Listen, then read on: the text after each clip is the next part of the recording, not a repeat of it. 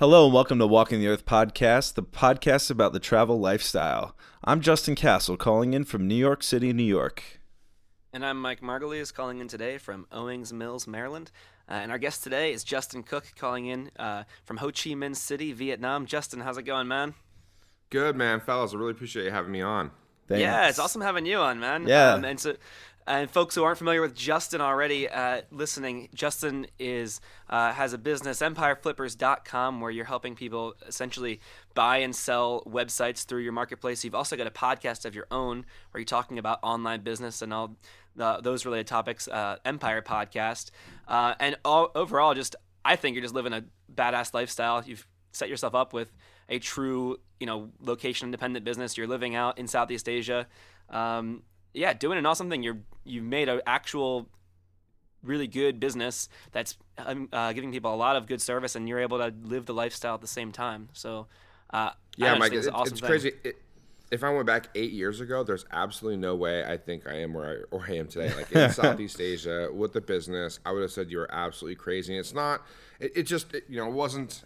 I didn't have a plan for this until like a couple of years later. So yeah, it's been a pretty wild ride, man. So what that ride for you? Can you take us through like highlights of that ride?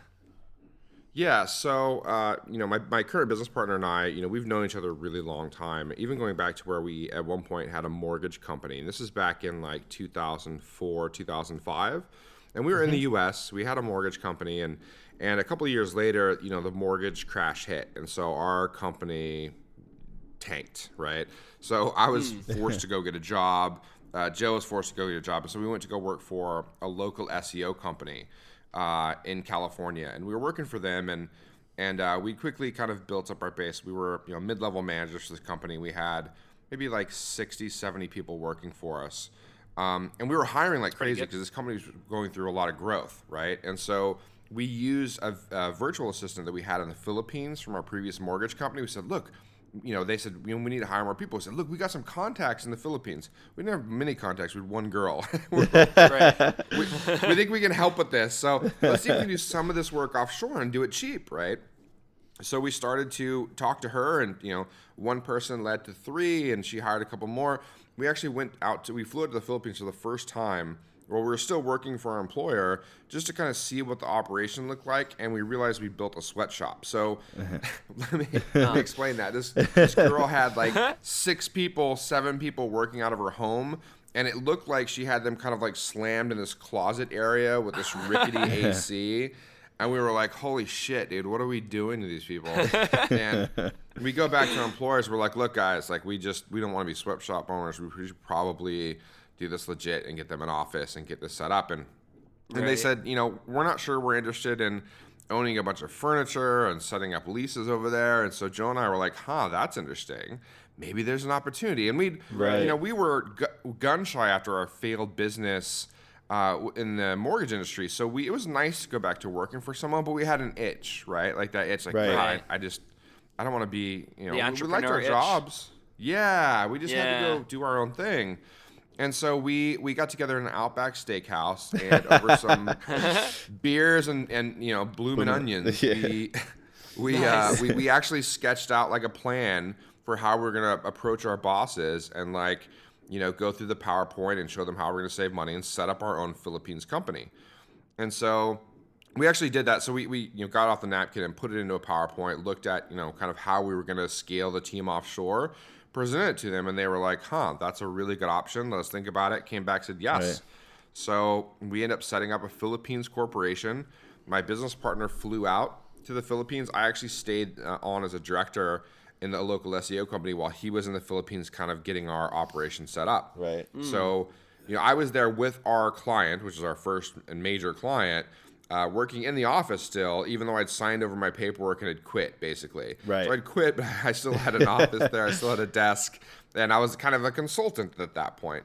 And Joe had, gone off to the Philippines to run our operations. So that's kind of how we got started, abroad, I guess, we saw an opportunity, jumped at it, pitched our bosses, and they said yes. Gotcha.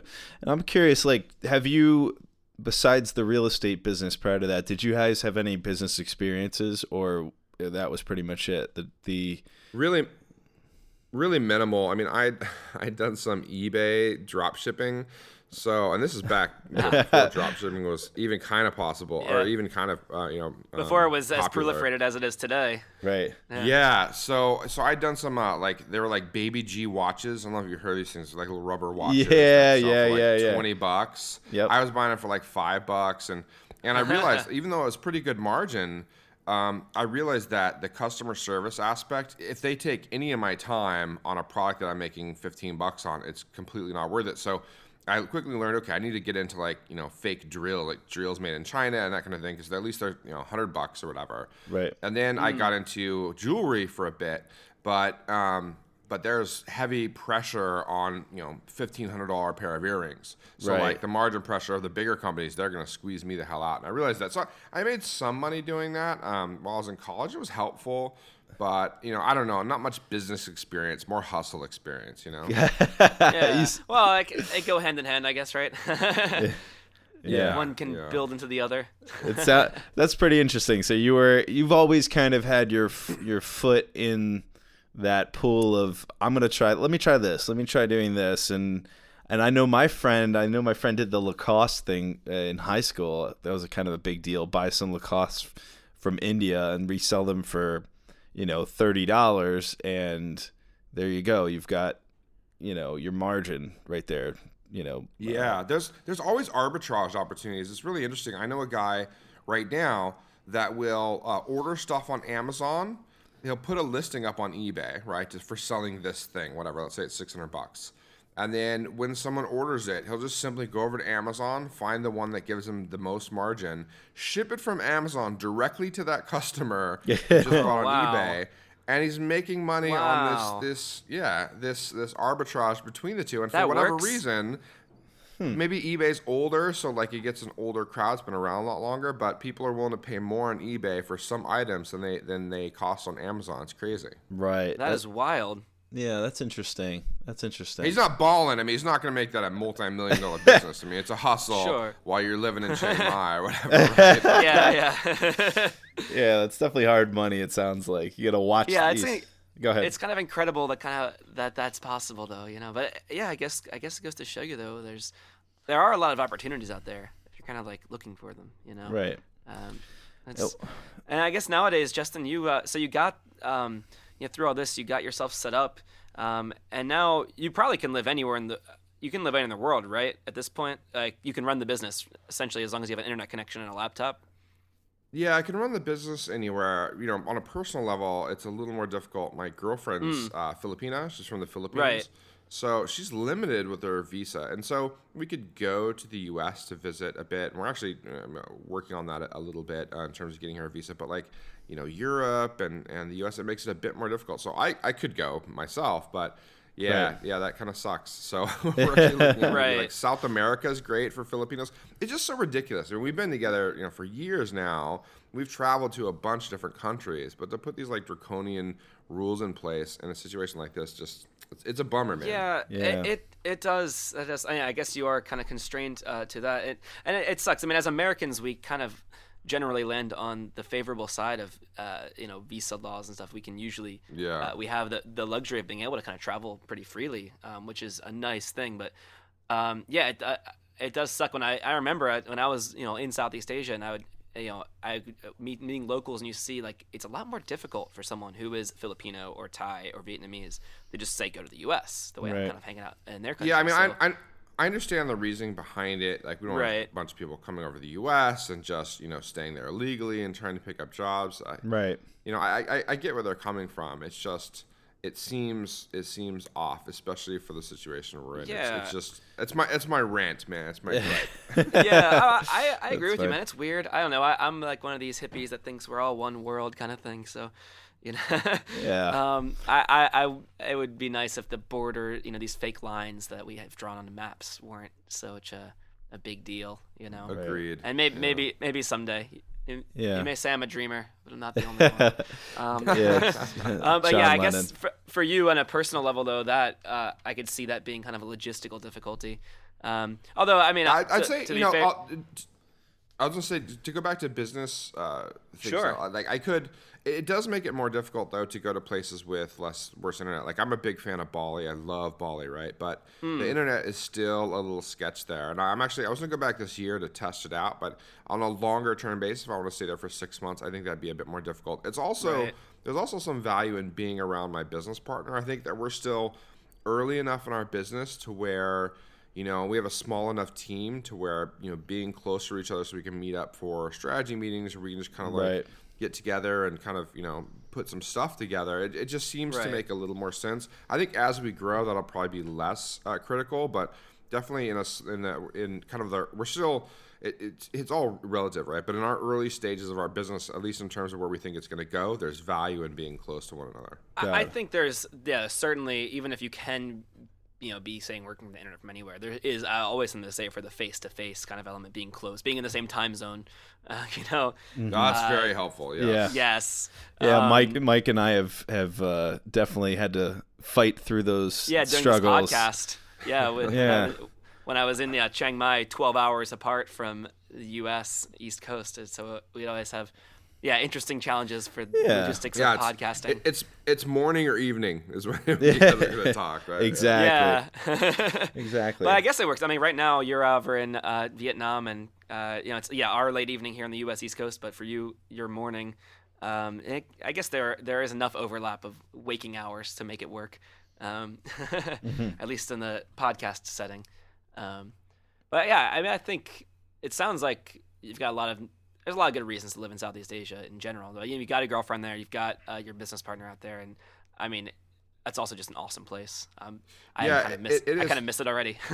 It is. We actually, when we took off from the Philippines, you know, I lived in the Philippines as a home base for more than 4 years, about 4.5 years.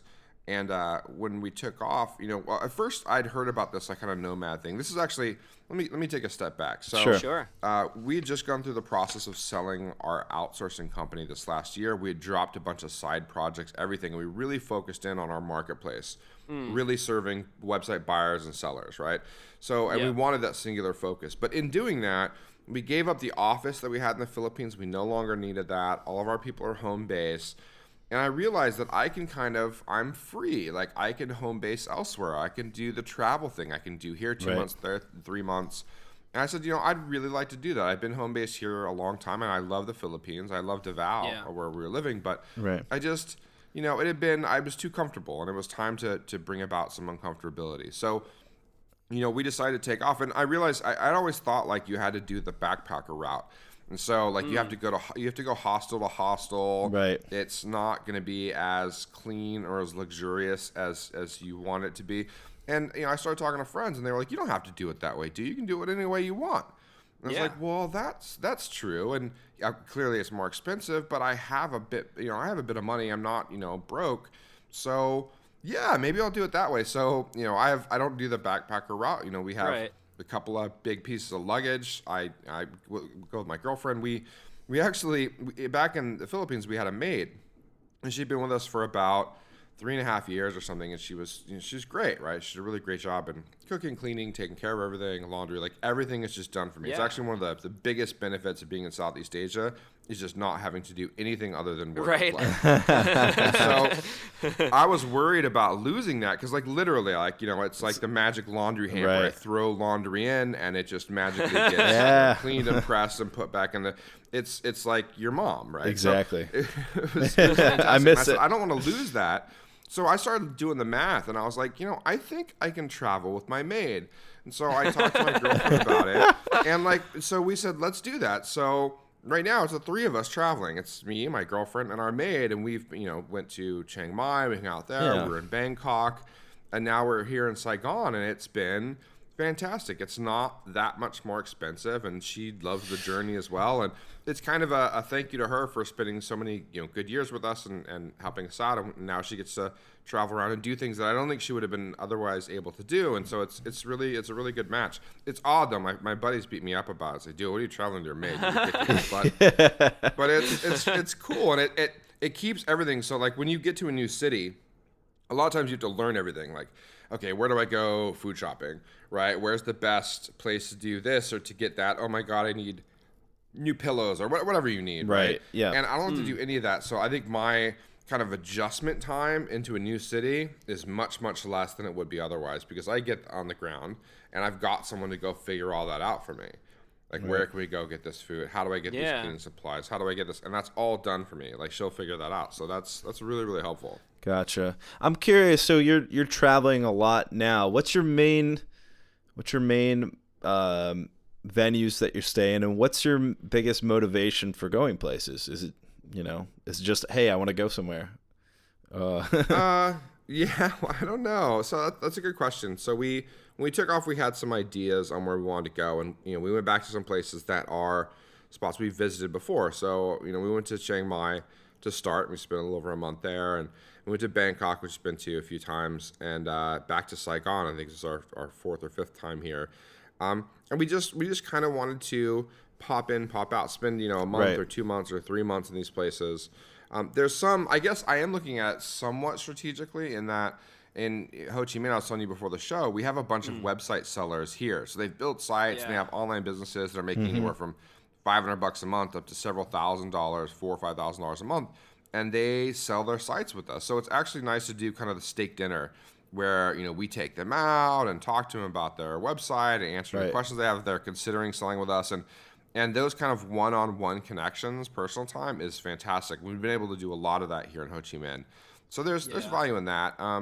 But so it's kind of a mix. It's a mix of, like, there's some business interests and there's just some personal interests. Like, I'd like to, this year, get down to Bali, and there's no real business interest in me being there in Bali. So, right. Yeah. Well, and it's like in the cities you mentioned, Chiang Mai and Saigon in particular, are very big in, this digital nomad community.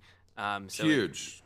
Like those are the, maybe at least in Southeast Asia, maybe in the world, the hubs for this kind of these kind of folks. So that's where we met, actually, was in Chiang Mai. You were coming out to have a conference kind of out there, and so we had there was like a dinner event, and it was actually really cool. There was a whole dinner with different digital nomads, different online businesses there.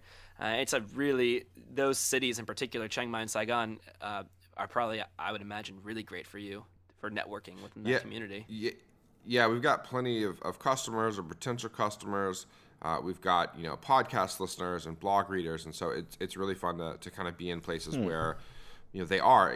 Joe and I were in Davao City, Philippines, which is like this third largest city in the Philippines, but it's down south. It's a little out of the way. Like Manila, you've probably heard of, and then there's Cebu, which is kind of the secondary city. But Davao is kind of this, the stepchild down south, but it's a really good city, right? But it's pretty off the beaten path, and so not a lot of people are coming through. It's not much of a digital nomad hub. So the only people we got down there were people that came to visit us. So probably once or twice a month, we get people that come down and say, "Hey, I knew you guys were down here. I just want to meet up." And maybe they were looking for VAs, or maybe they just want to come down and hang out for a bit. But that's the only crowd we got. So it was nice. I was like, "Oh, these people come down and visit us. It's really cool."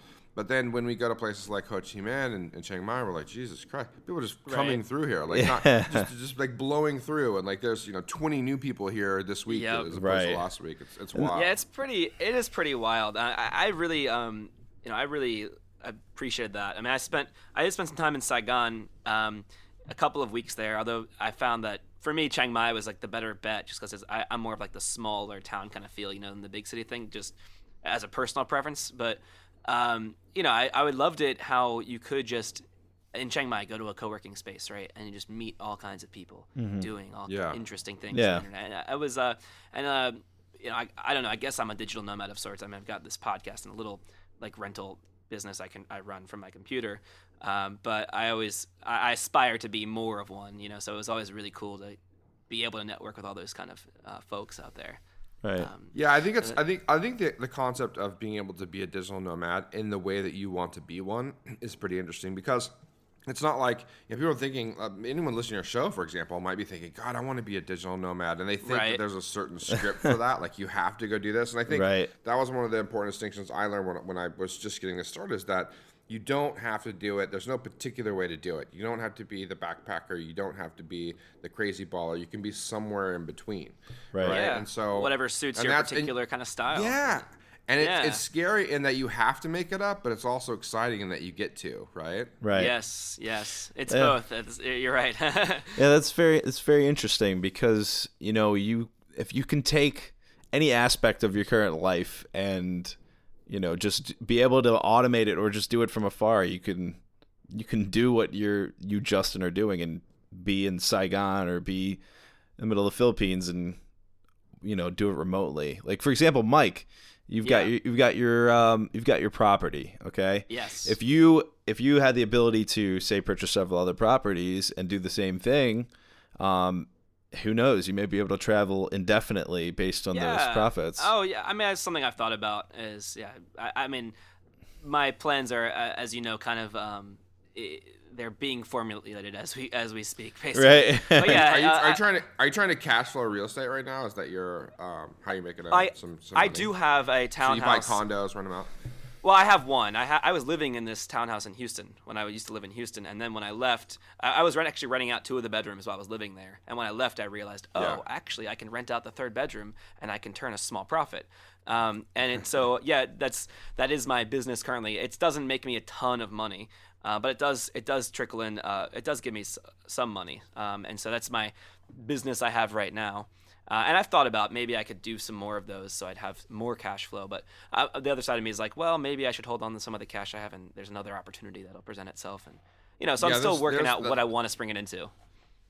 That's a tough answer, right? Because you're looking at the long-term value. Well, there's 2 ways you can make money with real estate, right? You can either make it through cash flow, or that real estate value. Making Or spending, or on the value of the home. And that's actually where right now where I'm making most of it. I lost money on the cash flow because I had like some vacancy and some plumbing issues, but the property value is going up, so that was positive.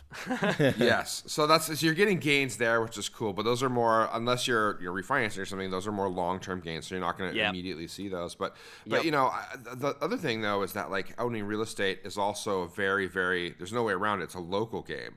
Right? Yeah. So you are absolutely going to have to be tied to that location in some capacity, and you can have property management take it over, but they're going to squeeze you for a piece. Oh man, I went that route, and I had to get rid of them. They were fucking awful. Yeah, yeah. So you're going to be, and so it better be a location you like. First off, it better be a place that you want to go. Like a family or something there. Right. Interestingly enough, though, I actually was able to manage the whole thing. Remotely. So I had this management company. That was the idea I had at first. Was, hey, hire a management company, let them do it for me. And in theory, it was good, but turns out they kind of just, they make their money from the maintenance mainly. So they add extra charges to it, and they were doing a lot of things I didn't agree with. But I did have a vacancy period of time, but I was able remotely to find someone local, like a real estate agent, to find new tenants for me. I did actually go to Houston last month in my kind of tour around the States and saw the new tenants, as a good landlord should, I guess. But you'd be surprised, though, I guess, that even though things weren't completely smooth, I had a little more vacancy than I would have liked. I was able to get it done remotely just by finding people that were local. So that's interesting. You're able to get tenants in there. That's helpful. I think that's a big piece of it. But also though, like if someone's leaving or something, and with contracts, or they punch a hole in the wall, there's contractual work that needs to be done in the place. And I think definitely for periods of time you could probably leave. I wonder how sustainable that would be if you took off for 5 years. Like, could you fully remotely do it for 4 years, 5 years? I think that'd be more difficult. I'm obviously my bias here is I'm a little negative towards physical real estate. I know some other people that are in the same situation that swear by it. So I don't know. I guess it's preference. I mean, I can let you know. I'll let you know how it goes. I was certainly, there was a big part of me that was having those thoughts, like, hey, maybe I should just sell, get out of this game, not have to be tied to this location. Right. And I mean, as it turns out, I did have to pay somebody. The real estate agent, she got the first month's rent for finding the tenants for me, right? So this didn't come for free. I had to pay the price for not being there myself. But I guess, for me, that was an important thing, was to be able to, my thought process was, if I'm going to have this as a business, I want to be able to run it in a location independent way. Like if it does require me going back to Houston, then I'd rather sell it. Right. So, yeah, that makes sense. So I guess if it turns out to be too much of a burden, then I ultimately, maybe I'll sell it. Yeah, maybe, and because you can try to cash out at a time where you've got so much equity in like a shorter period of time that it turns out for a win for you. So I mean, and you're not rushed. So if you need to wait another year or two, or you see like values, really going up for a period of time or short sprint, then just hang on to it for a bit. Right. Yeah. And I think I just missed a window, but maybe hopefully I won't miss the next one. Well, we'll see. Maybe I think what's interesting, like, we're, I'm going to tie it back to kind of what we do, but like, we do virtual real estate, right? So it's like, and I think similar. that's what's really exciting for me is like, we're in a position where you're buying real estate, but it's completely online, right? And it's more business focused than home focused, but I still think that, I think the benefits of being able to travel wherever you want, not have to deal with any of the problems that come with being location are more apparent. Next time on Walking the Earth podcast, you're going to hear part 2 of our conversation with Justin Cooke. We hear more about the Empire Flippers, and Justin talks about the point when he realized that his business, despite the ups and downs, allowed him to be location independent. Also, we talk about entrepreneurship and a very cool topic, travel hacking. All next time on Walking the Earth podcast. Don't forget to subscribe at Stitcher's, iTunes, SoundCloud. Follow us on Twitter at WTE Podcast, and check us out at WTEpodcast.com.